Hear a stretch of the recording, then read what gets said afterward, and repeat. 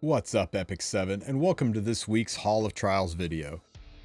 Oh, Rampaging Astromancer Elena. Oh, how I hate this Hall of Trials. Very RNG dependent. It's basically the same fight we had last week instead of this week. Instead of getting a bonus for having 2 green units on your team, you get a bonus for having no overlapping elements on your team. So you want 4 different elements on your team. So, to accomplish this, we are building this team. That's right. That's Penelope. She is actually really good for this fight.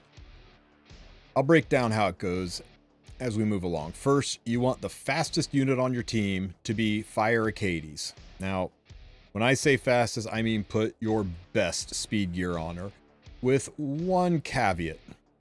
You want to make sure she has very high health. Acades is responsible for healing your team, and all of her heals scale off of her HP.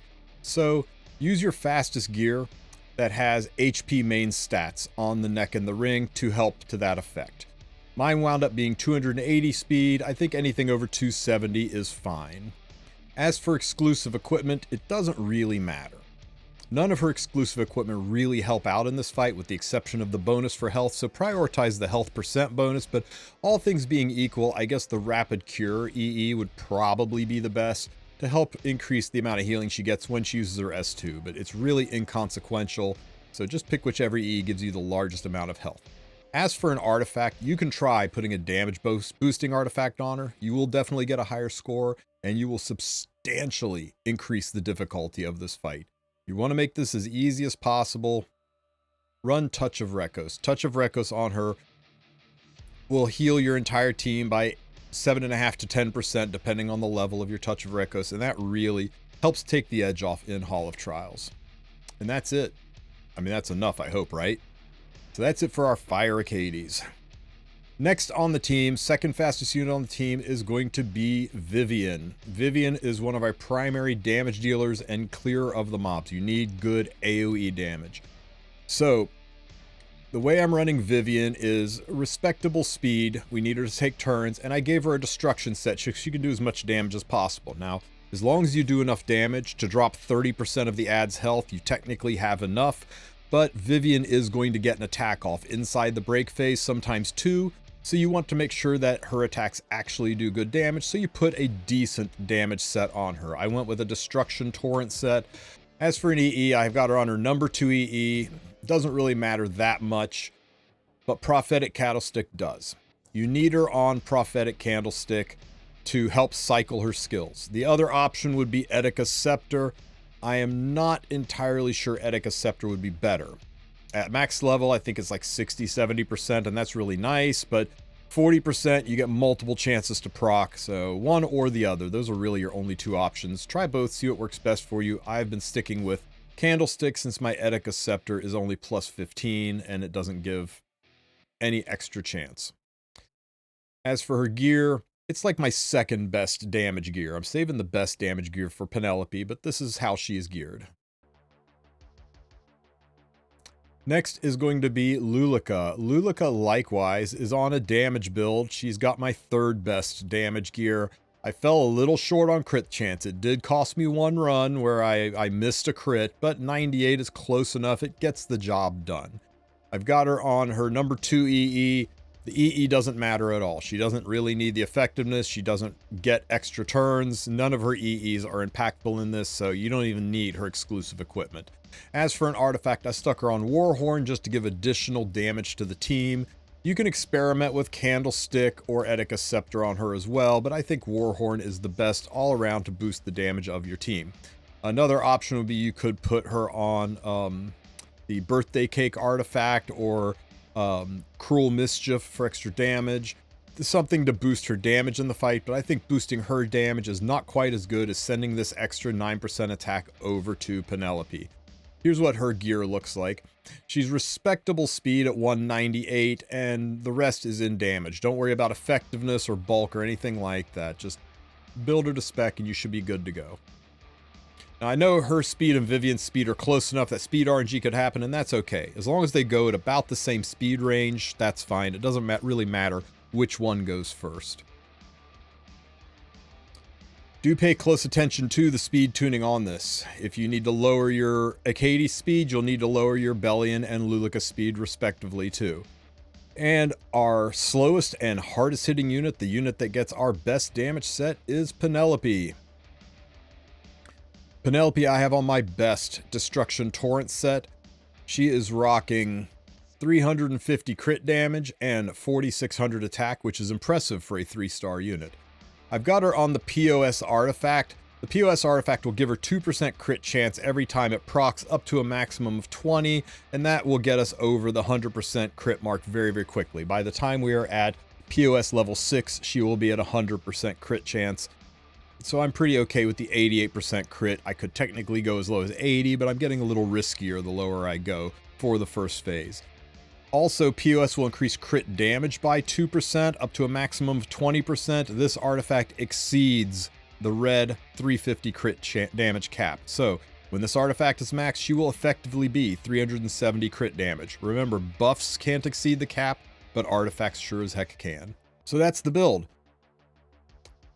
Now, if you want alternates, a slightly lower scoring team, but a easier to run team, is you run Abyssal Euphine in place of Vivian. That way you don't have to worry about Edicus or about a Prophetic Candlestick proccing. You will just get the procs. You'll just get the AoE attacks from her skill just because she exists. And if you do that, you'll have to replace Penelope with a green unit, so you'll be running Green Violet. So Green Violet and Abyssal Euphine are the only two real substitutions for a top 100 team. There is no substitute for Acades, and those of you that don't have her, I'm sorry, there's no replacement for Lulica. Any of you wondering why she made it into my tier list? Every once in a while something pops up where Lulica is just required. So, this is how the fight goes.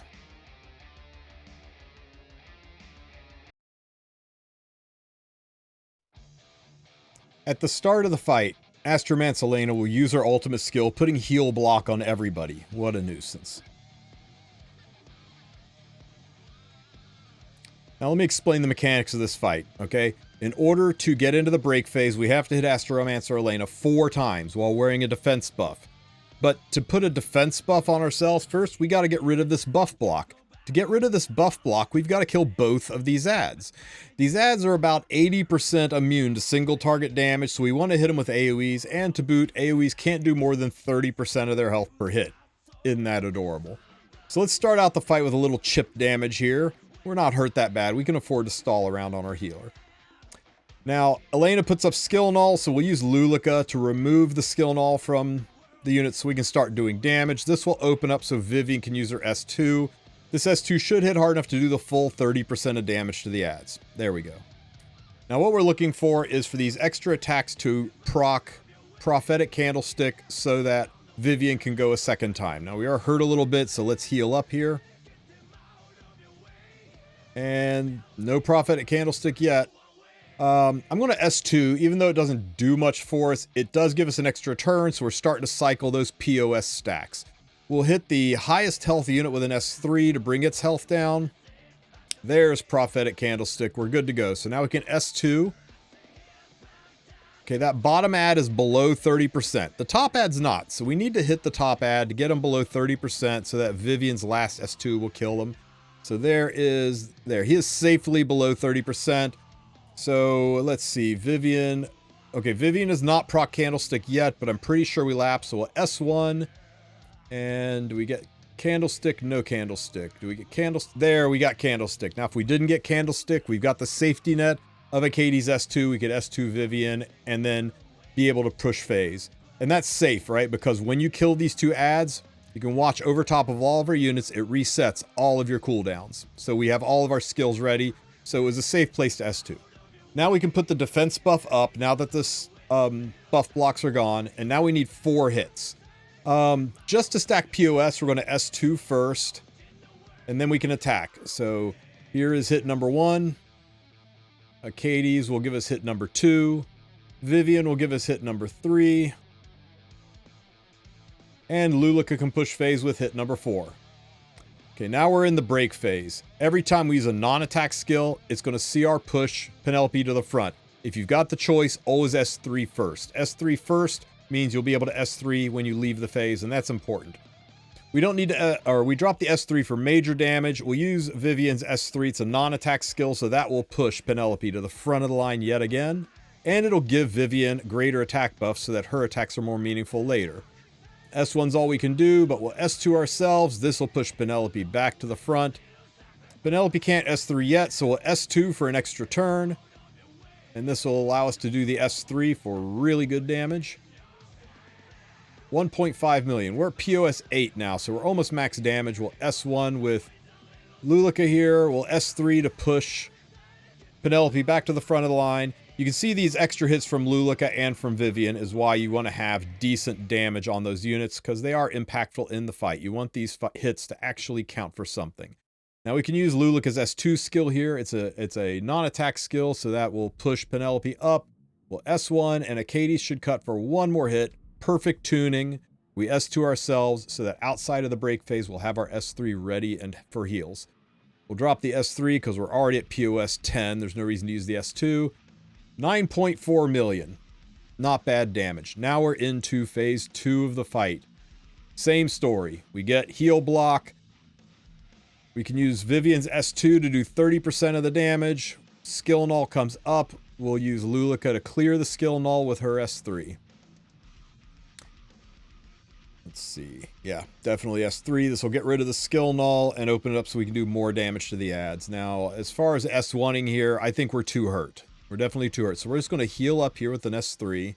That'll get rid of the heal block so we start getting some benefit out of Touch of Rekos. There we go. We did not get a Prophetic Candlestick proc. Vivien is still one away, so we have to use our safety net to reset Vivien. I'm not happy about it, but we got to do it. So that lets us S2 into the adds and do the damage. If you don't do it, you're not going to pass this phase. You might as well restart. Hey, we got Prophetic Candlestick that time, so Vivien is ready to S2 again, so we don't have to worry about resetting her. Let's see. Looks like the top one has the most health. We'll chip him down. And the bottom one has the most health. We'll chip him down. Bottom one's definitely below 30%. I'm not so sure about the top one, so we'll hit the top one just to make sure he's below 30% health. And Vivien will be able to use her S2. This will kill both of the adds, reset everybody's skills, and we are perfectly tuned for Lulika to put up her defense buff. Now we need our 4 hits to push the break phase. So here's hit number 1. Here's hit number 2. I want Lulika to push phase, so I'm going to use the S2 here to stall around. That'll help cycle Lulika's skills a little bit. Here's hit number 3. And Lulika comes in with hit number 4, and that'll push phase. 11 million. Not bad. Okay, so we're going to S3. Always S3 at the start of the phase. Best for tuning for leaving the phase. No need to S2, so we'll just drop S3 and for maximum damage, 2.13 million. Nice. We'll use Vivien's non-attack skill. This will attack buff her and Lulika so they can do extra damage on their turns. And it cycles up Penelope, who can use her S2. We're trying to cycle her S3 back around again. And to an S1 attack. Got an S1 with Vivien, or with Lulika. We didn't get a crit. Oh my god, the 98% crit chance is coming back to bite me in the butt. So we lost a good chunk of damage at that 98% crit. We S3 for some good damage. We S1 here. And now we can do a non-attack skill on Lulika. This will push Penelope back to the front of the line. I'm still salty about that missed crit. 2%. Good lord. We S3 for the healing. And now we can S2 into an S3 for really big damage. Hopefully Achades cuts. I think she should. Based on the speed tuning, she should cut. She cut. She barely cut, but she cut. We'll S2. That'll push Penelope up for one last big attack. And that exits the stage at 21.65 million. Not bad, not bad. Okay, we're in the final stretch, guys. Final stretch.